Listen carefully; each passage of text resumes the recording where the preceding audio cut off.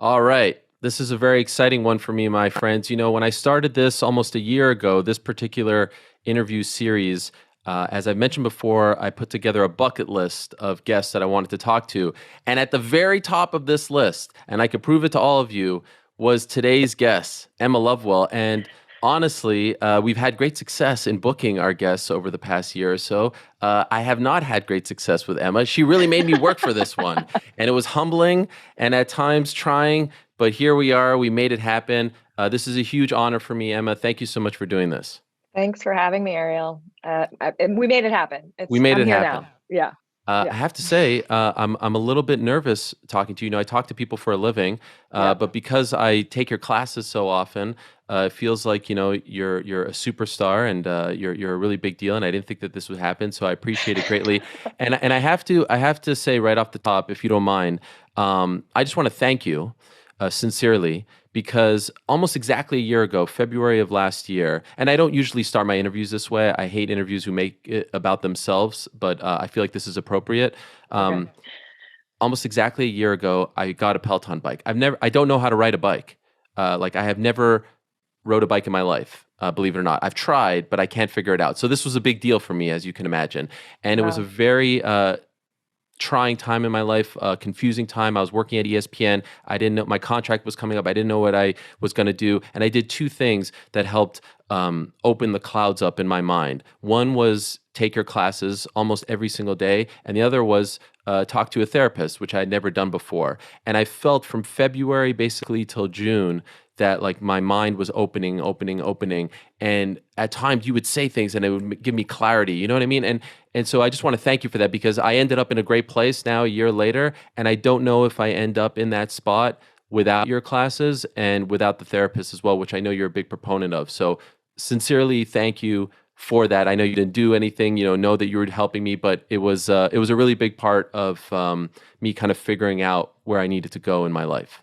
Well, thank you so much for that note. I mean, I get to, my job allows me to teach to millions of people, which is incredible. So it's really amazing when I get to speak one-on-one with somebody who can tell me, how my classes have affected their life. Cause it's not, I don't have these types of conversations every single day, so it is really nice. I appreciate that. Thank you.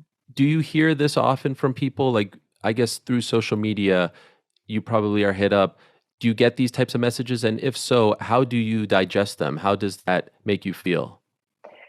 I do get messages like this on occasion, and they come in different forms. Some people will write me a letter, send me an email, an Instagram direct message, and sometimes they're quick and short, and sometimes they're really heartfelt and long, and they give me details into helping them through, a loss of a loved one, a loss of a job, um, and change in their life, anything. And it's, I never want to, let it, I never want to not take those in because there's somebody's life. This is somebody's real life that I'm learning about, and I take it very seriously. But it is really overwhelming for me too to take in all of that.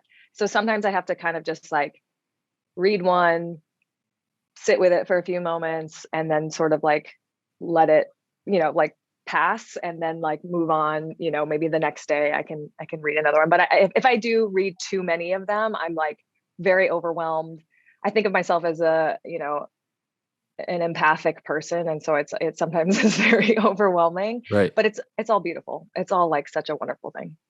Um, has life changed dramatically for you over the past 2 years? Because I would imagine you have heard these stories a lot during the pandemic, especially in the early days of the pandemic. People were at home and Peloton exploded during that time. You become a celebrity, a household name, more so than you were beforehand. I know you were well known beforehand, but have you noticed a massive difference in the way people have connected with you, followed you since, March of 2020? Yeah, I definitely have. It's interesting because sort of while I became more well known, everybody was still in their home. So I wasn't going out to restaurants or going out and living life. I was at home as well. So then it really shifted in like the last 6 months when things really started to open up, and now I'm going to restaurants and living my life where I'm just interacting with more people, um, who who recognize me, who thank me, and it is really, it is a big shift. It wasn't like this 2 years ago, for sure. So one of the interesting things about your job is because I've never taken fitness classes or anything like that, but it does feel at times that you are part fitness instructor and part therapist. Like you talk to people, you say things, you try to make people feel good about themselves, about their bodies, all that stuff, about their day. And I'm wondering how you develop that skill because the fitness stuff like is something you can work at, you could take, but like becoming that type of person as well for you guys, for not just yourself but all the Peloton instructors, I would imagine is something that you have to work at over time. How do you develop that part of the job? You're working, Right. like you're tired too, and you're Right. still like giving out advice and all this stuff. How does that come about? I mean, one thing you mentioned is therapy, and I've definitely been in and out of therapy basically my whole life. My parents stuck me in therapy when they were going through their divorce when I was around 12 years old. And um, I also, my mom is a very spiritual person. She's a Buddhist, and she kind of instilled this sort of positive self-talk in me, and just the impact of the way you speak to yourself. And I think a combination of that. Also, I was on sports teams. I was, in high school, I was the captain of my soccer and lacrosse team. And so I learned a lot about like team camaraderie and how to like motivate people to get them moving. I was a dancer. So there are all these little ingredients to make up the recipe of how I've come to where I am. But definitely, I also think with therapy, a large part of that is like being very self-aware, is paying attention to how you're feeling, being able to put words to it, identify what that means, being able to communicate how you're feeling. And so if I can tap into how I'm feeling and I can speak to it, I know that people listening will also identify with how I'm feeling, because there's a great chance that you're feeling the same way I'm feeling in certain moments, right? If we're in a challenging climb and I'm doing the climb too, and I tap into, wow, like this is really hard, I'm feeling this type of way, and I can communicate, like, listen, I know this is really hard. It makes you feel seen and like you're not alone, because you're not. We're doing it together. So it is kind of a big combination of all these things. And but I'm glad you mentioned therapy, because that's definitely an important thing. You grew up on Martha's Vineyard. You don't actually hear of a lot. Like I know people who go vacation there. I don't know of a lot of people. You might be the only one that I've ever heard of that actually grew up there. Uh, could you Yeah. describe like what is that like? What is that like being a Yeah. young kid growing up there? I didn't know it was weird until I left.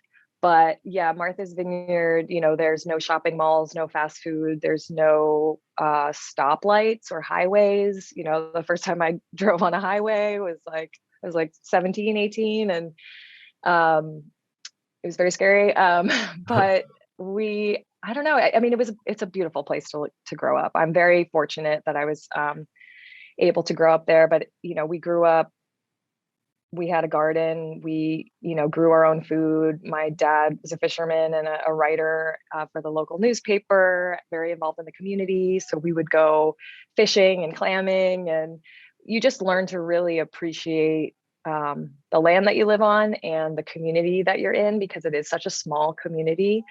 So you go to the grocery store and everybody, and everybody knows you. And I had an older brother, so all of his teachers knew who I was when I you know went to their classes. And so it was it's a very safe and beautiful place. So I was very lucky to grow up there. Your father, a local journalist, right? Hmm. Wrote for the paper, which is very cool. Those Yeah. are becoming few and far between, obviously, with the death of local papers, which is very sad. Did you ever consider following his footsteps? Were you ever interested in his job enough to think about doing that in your later years? He always told me that I was a great writer. And, I write now as Mhm. part of my job. I also have a blog, and anytime I contribute to, articles or things, I'm writing. Um, but I do remember, he would always say, Emma, you're such a great writer. And he's like, you should be a writer one day. And I said, yeah, right. That's like having to do homework for the rest of your life. I'm never doing that. And so I was always, not a fan of homework, but I respect his job for sure. How you mentioned your parents got divorced when you were 12. How did Hmm. that affect you? Yeah, I mean, greatly. I can say now, looking backwards, I'm happy for them. They are both in a better place. They were unhappy at the time, but it was very challenging. My brother and I got really close over that time. I was 12, he was 15. So that was a difficult time for us, but um, I just can't even imagine them together at this point, and they've changed so much as people.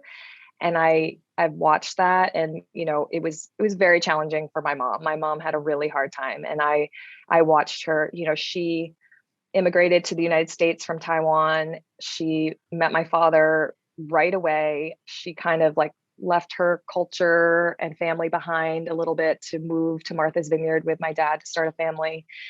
And so when they split up, my mom sort of just like felt like she had nothing, and so that was really hard. She's an artist, she's a painter, and she's now a gardener. And I remember I helped her start her gardening business when I was in no, I was in college, and she was like, I think I want to do this on my own. And it's just very like, we had to be closer, we had to be tighter to kind of like look out for each other. Um, but a lot of family, when I have friends who are going through divorce, I tell them, like, I still look back at my childhood very fondly.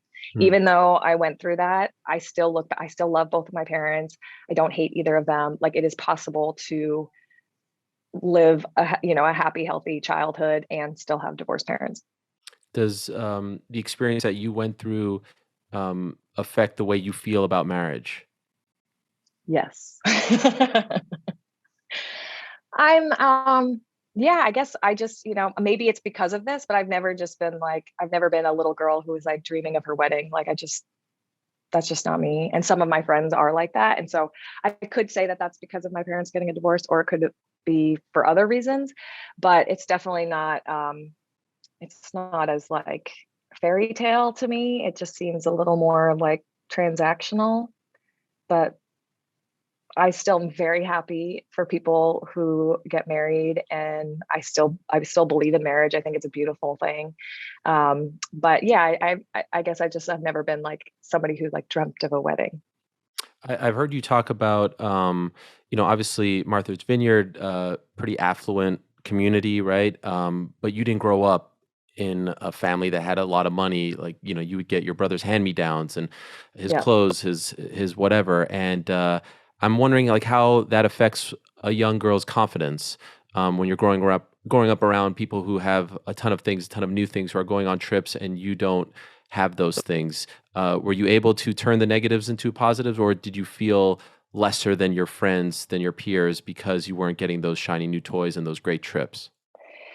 Yeah, I mean, this is something I write about, I journal about, I think about now, especially as an adult, and I've come into my own success, and I go back to my town where I'm from, and I have these like flashbacks of feelings of how I used to feel inadequate as a kid because I didn't grow up with a ton of money. I mean, we were comfortable, we were fine, but my town had, I got free lunches because I had a single mom, and we shopped at the thrift store, and we, grew our food and all that stuff. And I had friends who were, going to the Caribbean for Christmas. And I remember coming home and complaining to my mom, like, why don't we get to go to the Caribbean? And I just think of like how hard that must have been for my parents now, how hard that must have been for my mom. Like, probably wanted to take me to the Caribbean, but she just couldn't. And I now have so much respect for her having multiple jobs. You know,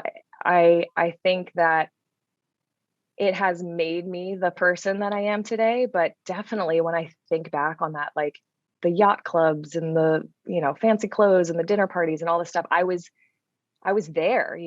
I catered the parties. I was the bartender. I was, working. And so I was around it, and I got to really like see this type of lifestyle that I wasn't a part of, And so it is funny now as an adult, like coming into my success, but then still going home and still seeing that type of life and still feeling really far away from it. Mm. So now, like, do you consider yourself successful, or are you able to enjoy the fruits of your labor, or do you still feel like you have that kind of immigrant mentality that, you got to scrap for everything? Yeah, I think a little bit of both. I think Okay. some moments I do feel it, um, and I'm proud of myself. I'm, my parents are proud of me, my family's proud of me, um, but I don't know, that sort of like hustle mentality of like it's still within me for sure, and it's like a part of me, and I don't want to lose it either. There's this like element of struggle that just like, I don't know, makes you who you are, makes you work harder, makes you a little more grounded. I'll actually tell you this metaphor because I was just speaking to somebody about. I'm into gardening now. I had to do it as a kid, but then it was out of necessity, and now as an adult, it's like a luxury for me that I have a garden. I have a vegetable garden, and I was explaining to somebody that when you put a plant in the soil, if you water it all the time, the roots grow very shallow because it has a lot of water from the top, and it just kind of like spreads out.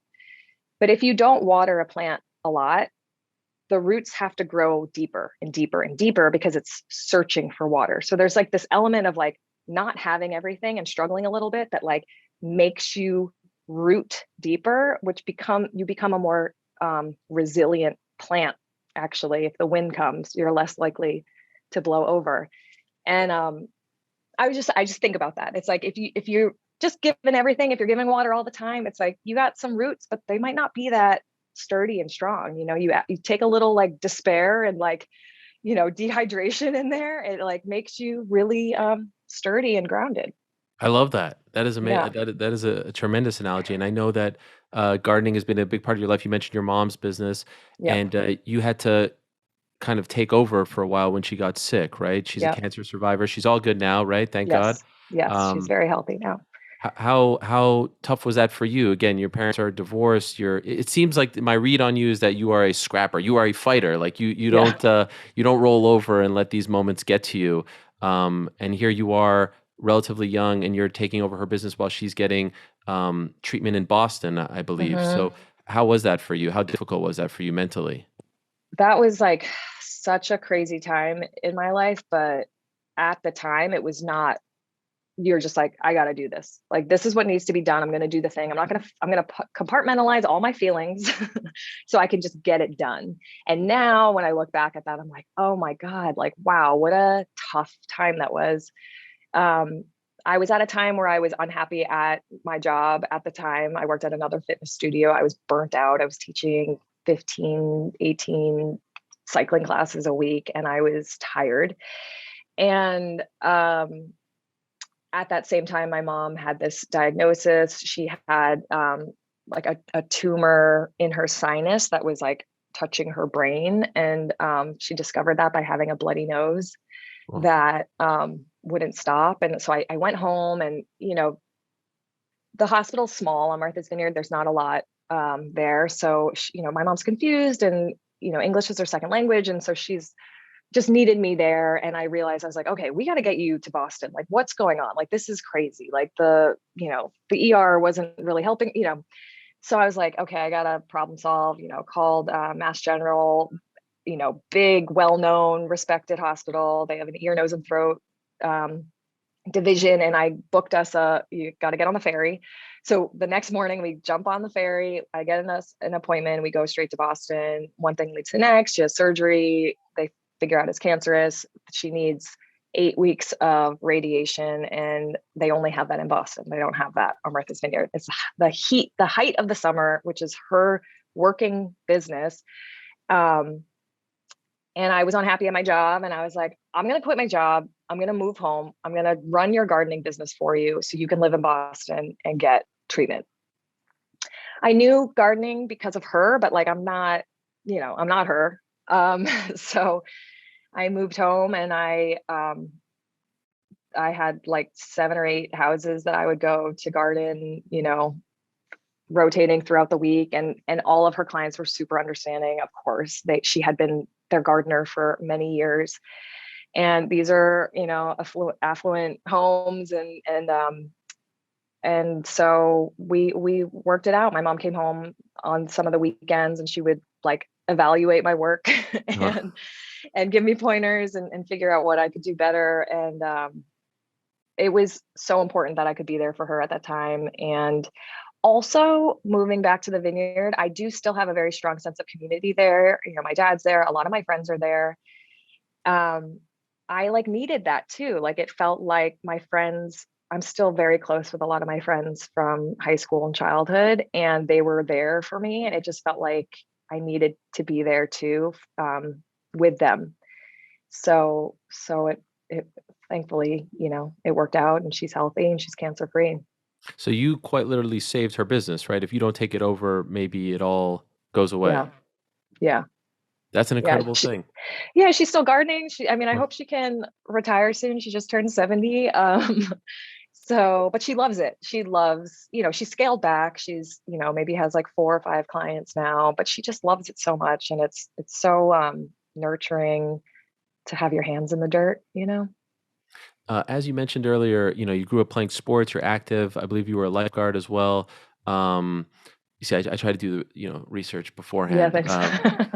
Rather than going in blind. But I'm wondering, like, when this career path kind of crystallized in your mind. When did you decide that you wanted to devote your life to this? Being a fitness instructor, being someone. I mean, the Peloton job didn't obviously exist when you're growing up, but the idea of doing this for a living. When does that come about?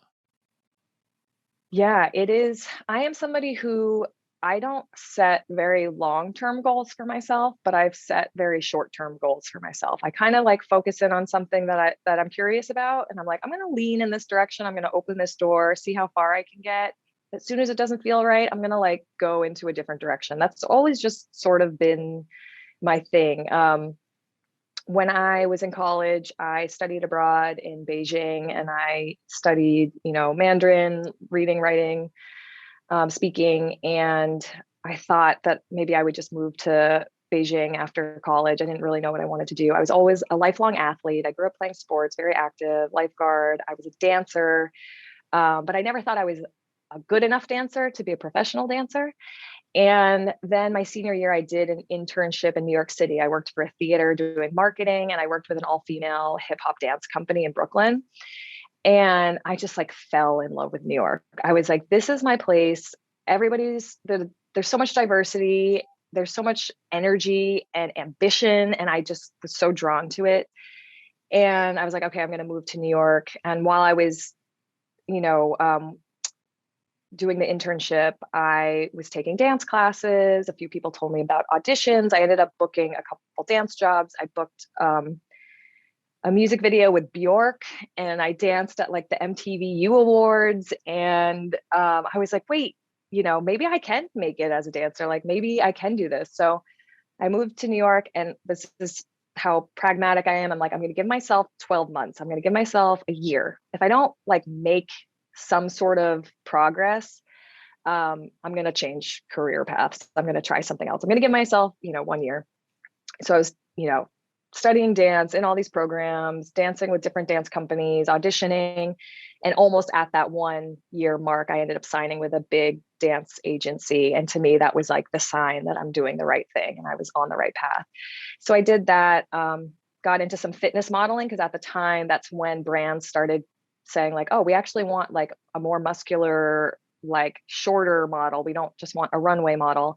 So I started doing, modeling fitness moves in magazines and for brands and commercials and TV and film. And I was taking a lot of fitness classes to stay in shape. And so a lot of my friends were fitness trainers, and I had taught dance for a long time.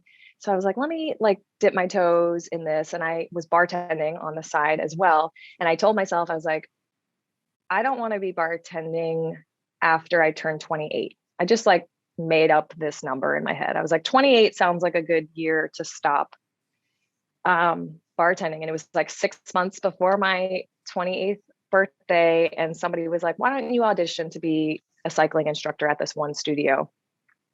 They've got good benefits. It's like a fun job. You'll learn a lot. You'll meet a lot of people. And so I auditioned and I got accepted into that training program and ended up teaching cycling. And then from there, I got certified in as a personal trainer in Pilates, kettlebells, TRX, all these things. And that's sort of, it just, one thing led to the next where I was like, how does this feel? I'm going to try this on. And then once I was teaching fitness, I was like, this is kind of perfect for me. It's all my experience as an athlete, and as a kid and a motivator. And like, I just felt like it all kind of just came together. As a dancer, my love of music, I was a DJ for a little bit. So I was like, I get to, pick the tracks for the song. Like it all just kind of worked out. It was a long answer. No, and it's an inspiring story. You gloss over somewhat the dancing stuff, but did you not Yeah. dance with like Snoop and Drake Yeah. and all these Yeah. guys? Like you made it to the top. I mean, that Yeah. I would I mean, consider the top, right. right? I got to dance with, my last dance gig was dancing with the Rolling Stones, and to Duh. me in front of Yeah. 20,000 people. And I was like, this is so cool. Where was that? At the Prudential Center in New Jersey. Yeah. Wow. Yeah. I think it was on like pay-per-view or something. Is that surreal for you? I mean, these are icons and you're on stage with them dancing. I Yeah. can't even imagine. You get It, nervous? yeah. I mean, it was so exciting. It was just, I love music. Like music is just so, my dad's a musician. I mean, right. He's a Renaissance man, photographer, Yeah. fisherman, musician. He was a folk singer. Like that's actually, my parents met on a subway platform at Bleecker Street, Wow. the 6 train, because my dad had just played a gig. Was holding his guitar. It's like in the 70s. And my mom was like new to New York, and didn't really speak English, and asked my dad for directions. And like, that's how they Wow. met. They were like total hippies. Wow. And yeah, but music is so ingrained in, I just grew up listening to music, playing music. I studied piano for 10 years and as a kid. So dance to me also felt so natural, where like, in talent shows, like I'd have to sing or, in chorus, I always felt nervous singing. I was like, singing is not my thing, but dancing, I was just like, this is my thing. Like, I feel so good moving my body to music. And, so then getting to like share the stage with these epic performers and in front of this huge crowd, but it was always so, interesting. I did like this tour once when I was out living on a tour bus, with an artist for 2 months. And then I come back and I'm bartending, right? So I'm like out on tour, on stage, people are yelling and trying to like reach for me on stage, and I'm living my best life. And then I go home and I had to bartend a bat mitzvah, and I'm yelling at a 12-year-old who wants a Red Bull, and I will not give him a Red Bull. Like that was like the reality Right. of my success. And like, I was like, oh no, I'm right back here. Like this is life. Which life did you like better? Like, did you like being the superstar Loved or? it. Yeah, Yeah, okay. of Who course. doesn't I love that? mean, yeah, I was like, this is so fun. Not everybody gets to experience this. The energy, and yeah, there's high risk, high reward. Like there's obviously some downfalls. You're in the spotlight. People can say nasty things to you, or they can cheer you on. You get both. But it was just so exciting. The adrenaline, the energy, and I'm like getting to do what I love. It was, yeah. Favorite artist or band to work with? Best experience? Um,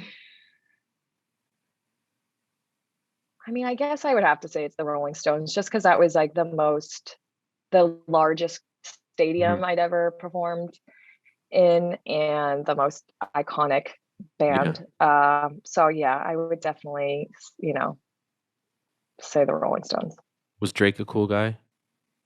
He was very nice, and Oh, I met him like way before he got oh, wow. really big. He was, so I worked with Kid Cudi, and Drake was in the Kid Cudi music video, but Pursuit of Happiness, and they're like spraying champagne and You were like in that music video? I love I'm in that that song. music. Wow. Yeah. That's one of my I favorite remember songs.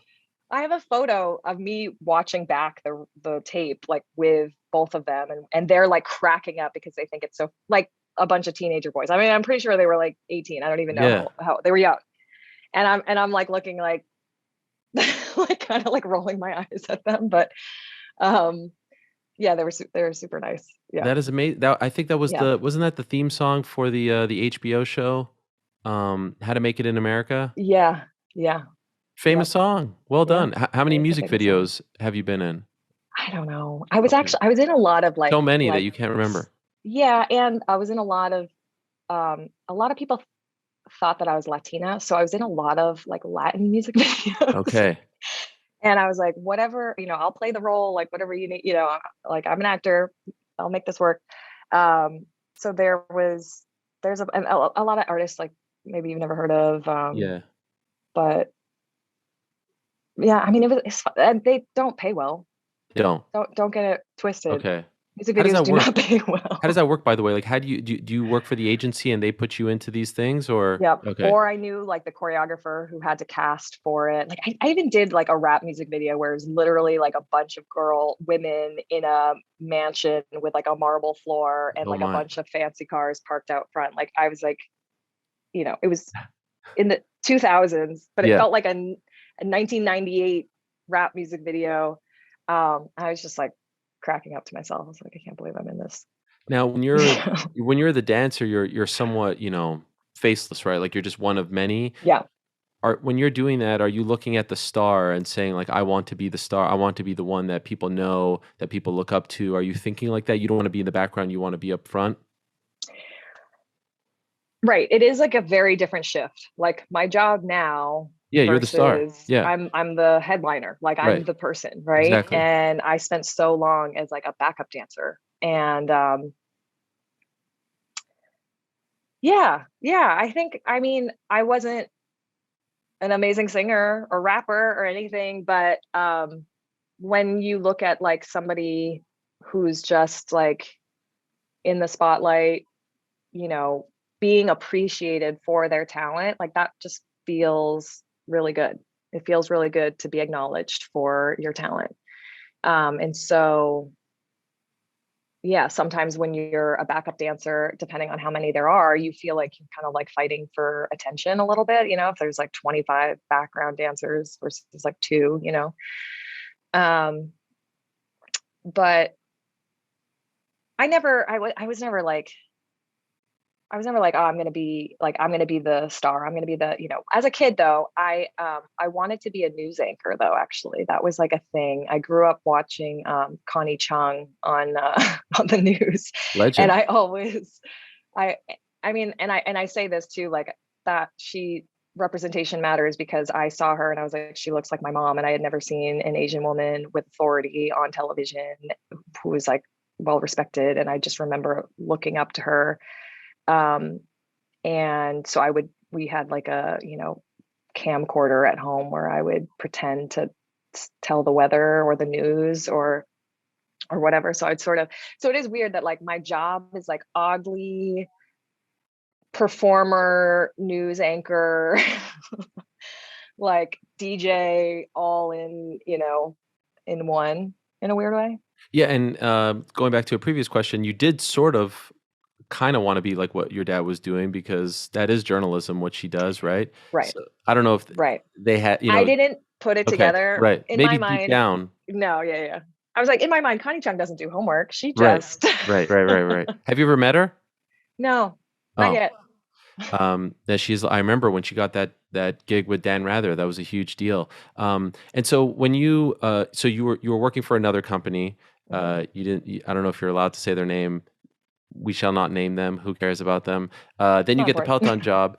But if you like would have, if I would have talked to you when you were taking that Peloton job, and I understand that you were part of their like Kickstarter, and you stayed in touch with one of the owners, and then you Yeah. you resurface, and then you get this job before Peloton is what it is today. Would you have believed that? Like, did you think that this would happen, or did you think it would sort of be like what your previous job was? You're kind of known within a little circle, not making it to Super Bowl commercials and covers of magazines and things like that. Like, could you have ever imagined this, or has this exceeded your expectations? It's definitely exceeded my expectations. And or it just shows up in a much different way than I could have imagined. Because you just don't know what yeah. It's just the reality of it is like unfathomable. Like I couldn't have dreamt this up. Right. And like as a kid, um, there was no Peloton instructor job, right? Like Right. that wasn't something that I idolized or dreamt of. It's sort of like we're creating it. We are laying the tracks like as we're doing it. Like we are creating at home fitness uh entertainment like at its finest right now, you know? So it's it is very it's very surreal. And when you're like, some you were talking about this a little bit earlier, you have to be on, right? When someone clicks on your class, they may be in a bad mood, they may be down, they may be feeling a certain way, and they're coming to you to be uplifted. I'm sure there are times where you feel down, where you don't feel 100%. How do you get over that hump? How do you put it on for the camera? Because it's one like there are times where I feel very, you know, down, Yep. whatever. I just have to sit here and talk to people. I could fake it relatively easy. What Yeah. you do is physical. So it's a totally different thing it's way tougher. How do you get over that? I mean, similarly, probably to how you do too, though, is just you gotta compartmentalize. You gotta like leave it at the door. Luckily, you know, when you love your job and you get present in the moment, you tend to forget about other things and you get to just like really focus on the task at hand. I can focus on, and I told you, music for me is like everything. So it's to me, it's like playing the right song and allowing the music to push me and motivate me and just really trying to get present in the moment. But absolutely, there are days that I'm like not feeling good, or if I'm sad, or if I'm going through something. And I'm just like, I know that worry and sadness and everything will be there in 30 minutes after the class is over. Like, I know it will be there for me. But the beauty too of movement is that I usually feel better after I exercise. I say this in class. I'm like, you know, you're a nicer person after you exercise. Like, this is just how it works is you just, you know, you get that adrenaline and you just end up feeling better. And so I know that I'm like, I gotta do my job, you know, I gotta do this thing. And I know that in 30 minutes I'll probably feel better. Sometimes I'll go back and do the pre-pandemic classes, and it's like a totally different vibe, obviously, because there's a ton. And I came during the pandemic, so I never was exposed to the ones with the people in there. Yeah. How different is your job now as opposed to then in terms of performing, so to speak, with a whole? But I mean, how many people are in there back in the days? Like Like a hundred, 50 50. people. Yeah. Okay, and now you're in an empty room. How have you had to change what you do? So we always, even when we taught with people in the room, we also taught what we call coach to camera classes, which are just the 10-minute classes, 5-minute classes, because we're not going to have like a full audience for that. So I was used to teaching in an empty room already. Um, but yeah, now that it's been like 2 years teaching to an empty room, is I'm definitely used to it. I think with people in the room, and I came from teaching fitness to people in real time originally. And so I'm very used to making eye contact with everybody in the room, looking at the back row, making sure their form is right, um, asking everybody how you're feeling, and you know, waiting for their response. Like you feed off of each other's energy. I might even modify the workout if like everybody's struggling in the class. I might, you know, make it a little bit easier. Um, but yeah, now for the last 2 years, it's like my like camera focus and engagement is so strong. I'm just like really staring at the camera because there's obviously nobody in the room, and you miss out on that energy. But there are positives and negatives. You know, there would always, when there were people in the room, there was always somebody who would pull out their cell phone, and you'd see this like glaring light and it would distract you, or some guy decides to take his shirt off in the front row, or like two friends are talking to each other in the, you know, like there was always like a distraction. So you're kind Mhm. of like, you know, have to look around. So yes, teaching in a room by yourself, there are no distractions. Do you like this better? um, I like both. I think I do miss having people in the room. I think it will be a nice change to like have that kind of energy again. I think it will probably give me like butterflies again of, you know, kind of getting nervous and feeling like I'm really performing. 'Cause sometimes, even though I look down at the leaderboard and see that there's like 10,000 people on, you don't feel like there's 10,000 people watching you because you're in a room by yourself. Right. Are there plans to bring back people in the near future? Yes. There This are. summer, actually. Yeah, we Okay. announced it sometime this summer. I don't know when, but at some point this summer, we are going to welcome people back in. And you feel comfortable with that? I'm scared. I'm a little nervous. Okay. I think I'm excited because I know it will be, um, there will be just so much energy. And I'm excited for that amount of energy in the room and having that. But I think there will be some unexpected things that we'll have to deal with that I don't even know about. Mhm. Yeah, because it's not like, bringing people back to a restaurant, like, people are sweating and I mean, Right, it's a lot, right. for you guys, and I can understand the, I guess, the anxiety that would come along with that in addition to everything else. Um, I wanted to ask you about something, and please tell me if this is, something that you don't want to talk about, but you spoke about it in one of your classes. One of the classes that like really hit me, and it was crazy that again, for some reason, it's a weird thing. We probably just like make this up in our mind, but you almost feel like, oh, this piece of advice is for me. Like sometimes you say like, get out of your head. And I was like, that's right. Right. I wasn't really thinking about, it's crazy. Yep. And I'm sure you hear that from a lot of people because we're always in our heads and whatnot. But there was Mm, one ride that you did, and I believe it was entitled like a mood ride, and you got mm, very emotional in this ride. Do you know the one I'm talking yeah, about? I sure do. Um, could I ask you about that ride? Are you okay talking about it? Yeah, yeah. Um, Yeah, Go ahead. Did you want okay. to say? No, I'll say that I think I'll end up writing about this. I think Okay. I'll end up because I want to make sure it's the story's told in the best way possible. But I am happy to like briefly talk about it with you. But I'm just saying that as clarity is that like I do think it's very healing Sure. to write about um, trauma. Yes. I totally believe in that as well. So you do this ride, and it's called a mood ride, and that's different than your other ride, right? 90s ride, all that stuff. Yeah, And so obviously click on it, and you kind of take the viewer, the rider, on this emotional journey, and you really open up a lot about your past, about your life. And you mentioned in this, and I apologize if you've said this before. I didn't know this, but that your partner had passed away, ex-boyfriend, right? He had passed away yep, suddenly, and you say yep, this in a ride, right? And so I can't even yep, imagine what's going on when you're sharing. Was that the first time that you had ever said that publicly? yeah, And why did yeah. you feel the need to do that? So we created these mood rides to obviously like most of my rides are similar in the motivation and I'm encouraging you and I'm we're talking about positive talk and like lifting each other up and how strong we are and resilient and there's also this like other side of motivation and this other type of workout that you can get. There's another type of music that we often don't highlight and which is like sad, sad music. Some people want to just get on the bike and like feel their feelings.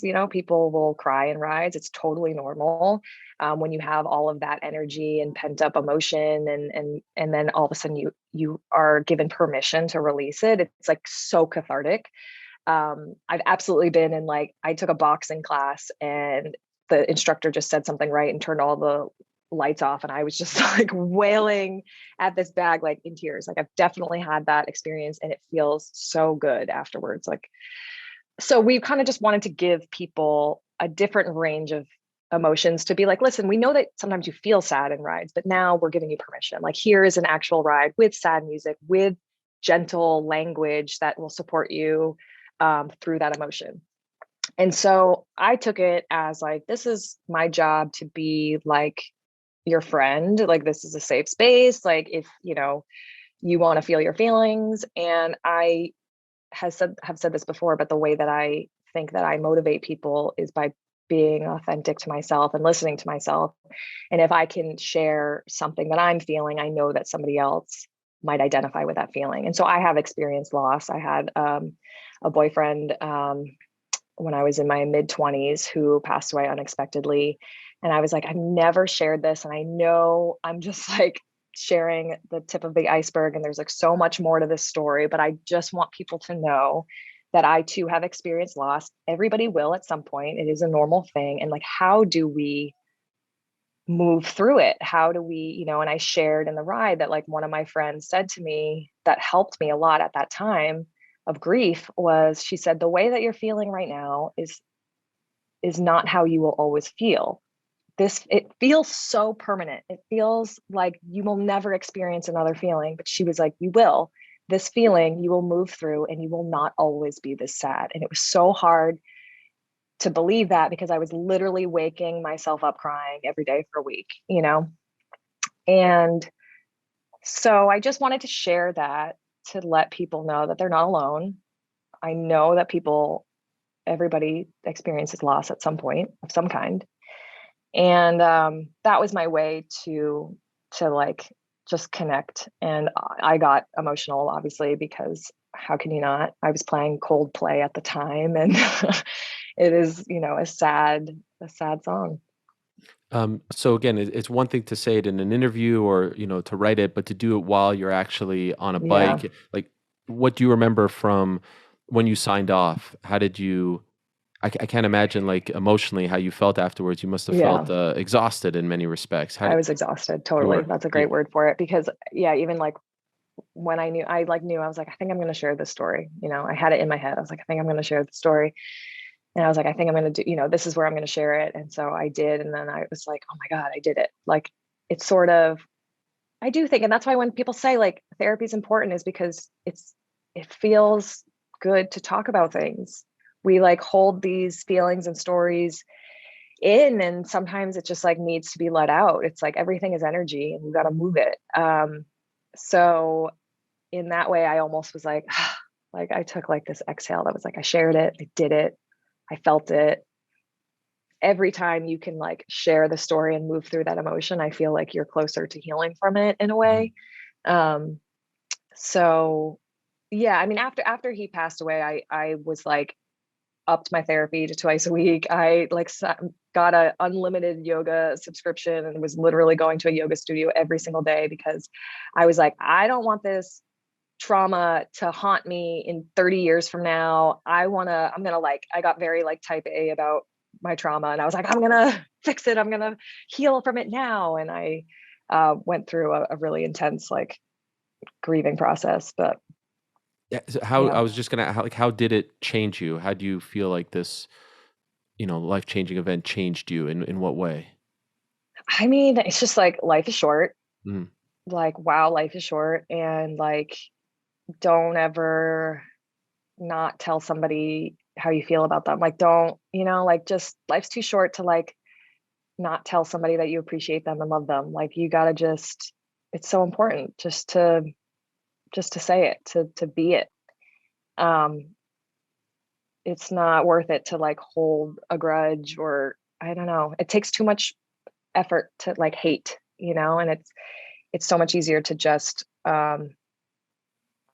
know that you have been the best version of yourself, that you have shared the way that you feel, and that person knows how you feel.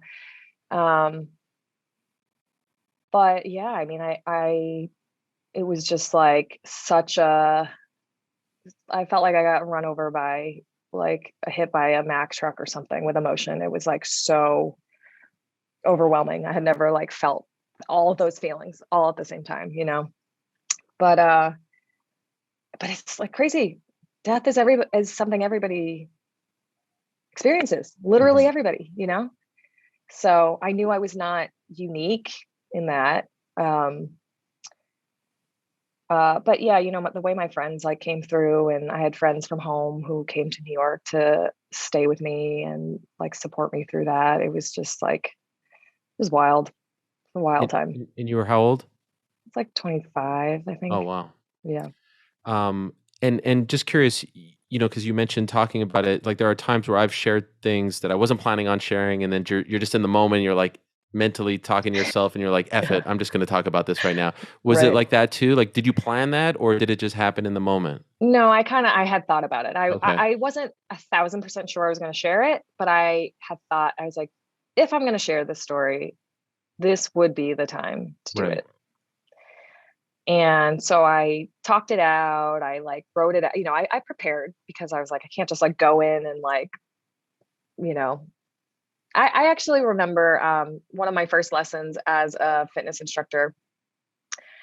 I had a friend who was in a snowboarding accident and unfortunately was paralyzed from the waist down. And I was like, I want to tell that story in class. I want to say like how, we are so lucky that, we get to move our bodies and all this stuff. And I remember like, and I'm teaching to live people. This is before Peloton, but I was like, didn't really think about how I was going to tell the story, but I'm like in this ride and I was like, you know what? I was like, I got to tell you the story. Like recently my friend was in a snowboarding accident and like the way that people looked at me, like they were like up and they looked so concerned. And I was like, oh God, I was like, but he's fine. I had to like pivot because you learned really quickly that you were like, wow, I really needed to prepare before I told that story because you're just like messing with people's emotions. And they're like, what were you going to say? And so I very early on learned that like, if you're going to, you need to have a meaning, you need to wrap it up and like, have a positive spin on it that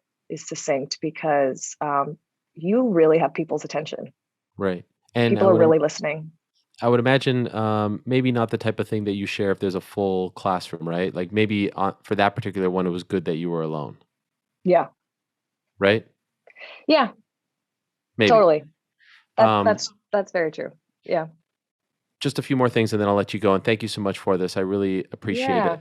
And this is just super inside baseball. I'm just curious from like a production standpoint. Do you decide how many times you do a show or, a ride every week? Do you decide the theme? Is that all you, or do you work with a producer? And I've always wondered, are you wearing an IFB when you're doing it? No one's talking to you. You're just winging it. Talking okay. to me. The control room can communicate to us through the screen though. If they need to like send us a note, they can write something. Yeah. Got it. I work with a producer and we work together on figuring out what the class schedule is. I teach every Monday, Tuesday, Thursday right now. And so we go through, the next month and we look through what types of classes do well for me, what types of classes other people are asking for. We have artist themed rides too. And so we kind of just go through the schedule and figure out like what we want, a diverse, music selection and options for people. So we try to just do it that way. Super Bowl commercial with Martha Stewart and many others. That had to John be like Travolta. John Travolta, golly. Like atop the coolest things that you've ever done, in addition to the Rolling Stones and all that. That must have been surreal, right? Oh yeah. When I got that phone call and they were like, it shoots in a week. And I was like, they want me in a Super Bowl commercial. This is wild, the amount of people who are messaging me, they're like, I don't even watch sports, but I'm going to watch because I want to see you in this commercial. That was really cool. It was very, and I'm like doing a plank on a lawn. Like that was like me. And I was like, this is perfect. This is so me. Of course I'll be doing a plank in the lawn. Who came up with Live, Learn, Lovewell? Who came up with that? And by the way, initially when I heard it, I thought your name was fake. Like it's just too perfect, right? And now you have this great saying that you say at the end. Who came up with that? I feel like it was a friend of mine when I taught cycling at another studio, and I think they just made it. I don't know. They said it or something, and I was like, oh, that's really catchy. And then at that same time, I created a blog. So I created livelearnlovewell.com where I share some recipes, some, wellness tips and things. And I have a newsletter. And so I wanted to like stay in touch with people. I knew, I was going to be leaving the studio. So I wanted to stay in touch. And so that's sort of, I was like, I like this catchy name, Live, Learn, Lovewell. I'm going to take it. I'm going to run with it. And so that's been like my motto and my business as well. And it's what I say at the end of every class. What haven't you done yet? What is a dream that you haven't accomplished yet that you would like to realize?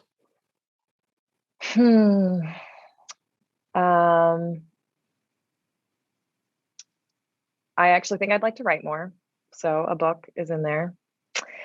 And is it a book about your life, or is it I think a little bit of both, like some like motivational stuff, but also some life stuff, just to really actually, I say so many short stories in class that I would like to sit down and really take the time to write out the full length of the story that I want to tell. You know, Okay. I'm very good at speaking in, 20-second Right. intervals. But to really sit down and like write a full length thing or speak a full length thought or story is different for me. So I think that would be a fun challenge. I think also getting into television is something that I would love to do. I In what have all these respect? years of, not 1,000% sure, but Okay. I just think I have all, these years of being on camera, and it is definitely, as you know, a skill that can be learned. And what else can you do with it? Like, what other ways can I connect with people, motivate people, inspire people? Um, whether that's like, hosting a show, or you know, sharing my love of, gardening and fitness and wellness, you know, to TBD, but those are some things that are in the back of my brain. You have a like again because I love to pay attention to these things as someone who fancies himself a broadcaster. To be able to, I don't think people appreciate to be able to speak um, like coherently and concisely, the way in which you do in the midst of an intense bike ride is an incredible skill. So I would urge you to, follow that path because that is not easy. Like it's hard enough to do this just sitting down like this. It's absolutely incredible what you do. And I would imagine you don't want to like, and maybe I'm wrong, want to be a rider forever, like someone who does what you do for like is there a cap? Like, you were talking about 28 this and Right. so is there, Right. and I don't want to I get you in don't trouble have with no. Peloton. Okay. I don't have a number like Okay. all the other times. But I do have to say it is challenging as a woman in fitness. I think more so than for men. That, you know, it seems like sort of more acceptable in society for an older man to be teaching fitness than an older woman. And so, and maybe that will change. But I do think about that. And that is something that's like, we have a lot of beauty standards and, ways that we're supposed to, look or whatever, that I feel the societal pressure of. Um, and things have changed a lot though, for the better. I think we're definitely, I feel like as a whole, we're more body positive. Um, I hope, I think I am, but, uh, so I do think I'm like, I probably won't be teaching on a bike forever, but I'm just gonna roll with it. I'm gonna ride with it as long as I can. And, but knowing that I have these other skills and other interests, which are really exciting to explore as well. Well, again, I can't thank you enough. This was a huge, huge deal for me, a huge honor.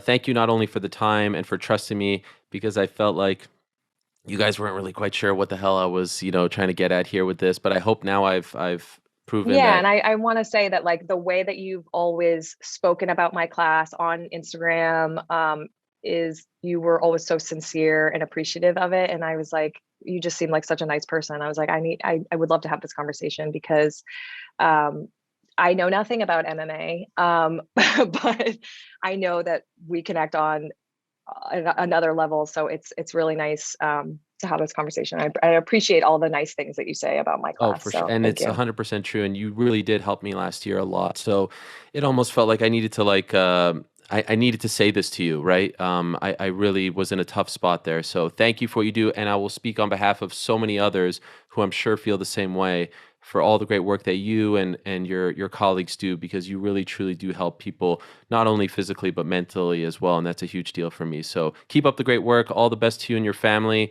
And thank you again so much for the time. And I would urge everyone to check out your website, which you mentioned, and also Yep. when you write your book, that is going to be tremendous as well. So I would urge you to do that. Thank you so much, Emma.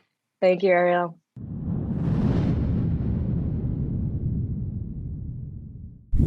Thank you so much for watching this episode of the Ariel Helwani Show. If you want to check out some of our old episodes, or if you want to stay up to date with all the great things that we are doing here, please do like and subscribe to this here page. Trust me, some really cool things are coming up.